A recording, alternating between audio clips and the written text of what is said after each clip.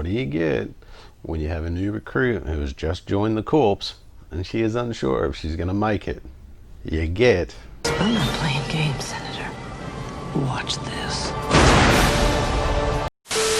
No, oh God, no, not again. God, please no. Anyway, let's try this again.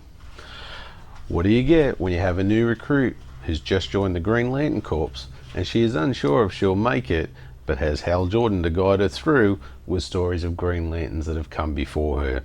You get...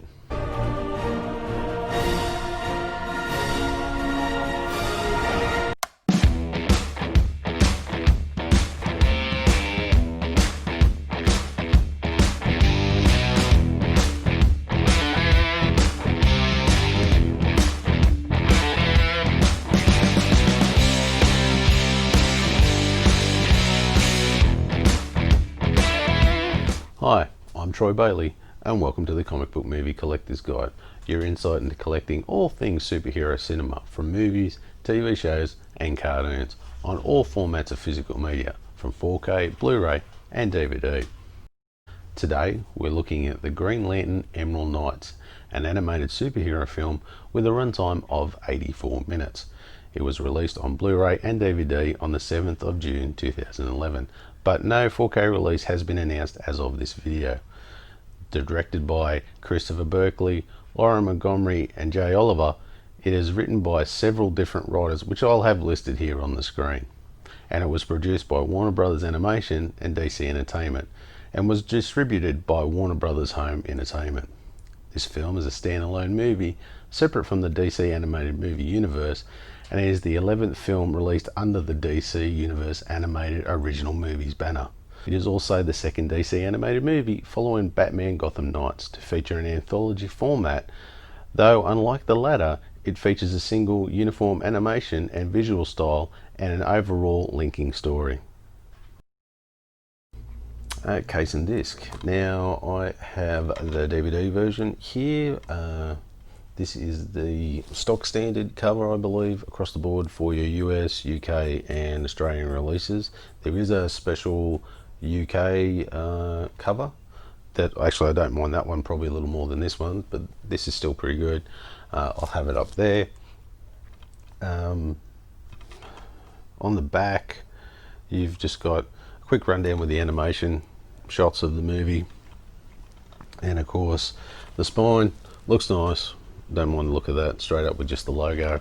And for the disc, this is good. I like this. It's got the white with the green.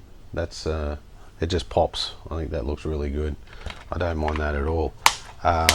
Though the only thing that I probably wouldn't put on here is that it has got, from the producers of the movie Green Lantern, yeah, probably wouldn't be putting that on there. Not a big sell, I'd say. But other than that, you can't go wrong with it. I give this a solid 7 out of 10. The plot and the story. Now this is an anthology format film which has several mini stories, but it all does have one overall story that links them all together. The best way to describe it is it's like an 80s TV sitcom where they have a best of clip show when the writers really didn't have anything on that week, so the characters would just sit around and reminisce what's happened in previous seasons, and you get all those clips. But for this, the main story that links them all is how the Green Lantern's homeworld Oa is becoming a gateway for Corona, a antimatter alien overlord who's looking to destroy all life, and it's up to the Green Lantern Corps to stop him. Now Hal Jordan has a new rookie in his training called Arissa, and through that, the course of the movie, Hal tells the stories of past Lanterns to kind of settle her doubts as, about her becoming a Green Lantern. So in the way, it felt like Arissa is your avatar in this movie, and you're getting told all the stories teaching about the Green Lantern Corps. Though for me, they should have done it like the Batman Gotham Knights instead of trying to link it all together with one big story, which was pretty weak at best. They should have just stuck to that format with just a tie together of just selected little stories, and with that I only give it a 15 out of 30. from page to screen. Now, two of the stories featured was Mongo Doesn't Socialise and Awan Sir. These were based on comic book stories written by Alan Moore, but knowing Alan Moore like we do, I'm sure he doesn't think they're up to scratch to the source material. And also, although it uses the same name, it has no relation to the 1998 six-part story Emerald Knights featuring in the Green Lantern comic book. The character designs were great. One of the part of the movie that I love the most. I love the look and the feel of them all. I think that was spot on. The voice actors were great. They had quite a cast of people, but a couple of standouts for me were Nathan Fillion as Hal Jordan. I did love his version of Hal Jordan. Should see more of him all the time. And of course, Jason Isaac did Sinestro, and I really loved his take on Sinestro. But also, I think there's a couple of honourable mentions here. Henry Rollins as Kilowog, and of course, Rowdy Roddy Piper as Bifolga. Bifolga? You can do it! Bolfunga, which I thought was a great addition. Finally got it right. So overall, I would give that a 17 out of 20. Special features. Now, as usual, not a lot of special features here on this one. It's just a preview of Batman Year One and All-Star Superman.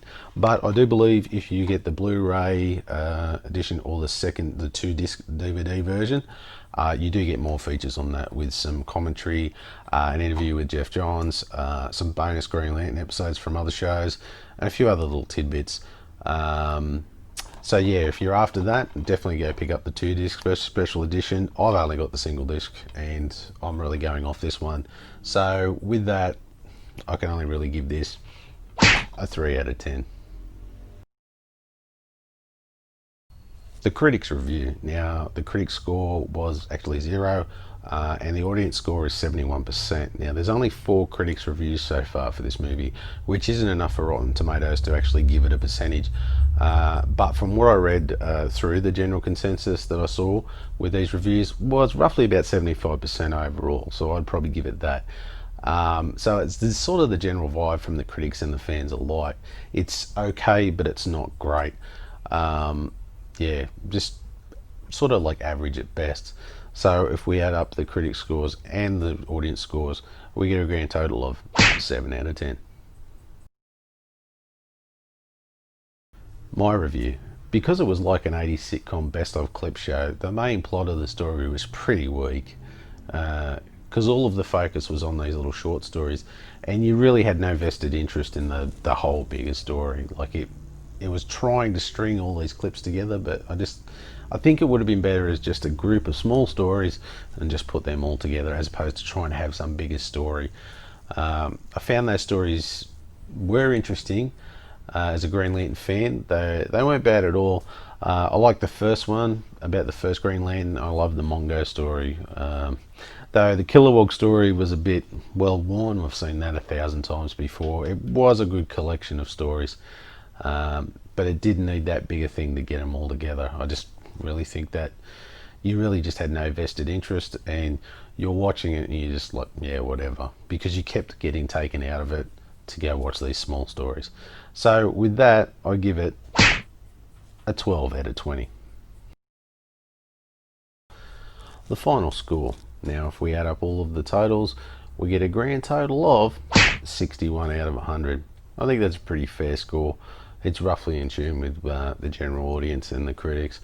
When you put that across the board, it was okay, but it wasn't great. It's definitely one for your collection, to go with your Green Lantern collection, but is it something I'm going to watch again? Yeah, probably not. Sorry, kid. Usually I like to mentor recruits for more than a couple of hours before they have to face Armageddon. Thanks for watching. I really hope you enjoyed this episode, and of course let me know down in the comments below what you thought of the movie, whether you loved it, you hated it, or you somewhere in the middle. If you enjoyed the actual episode, don't forget to click the like and subscribe button. It always helps the channel out, and of course don't forget to tick that little notification button so you don't miss any future episodes. Now, if you want to contact me, you can email me at thecomicbookmoviecollector@gmail.com, and also you can follow me on the socials at The Comic Book Movie Collector on Facebook, Instagram, and Twitter. All the links are down below. Thanks for watching, and I'll see you next time.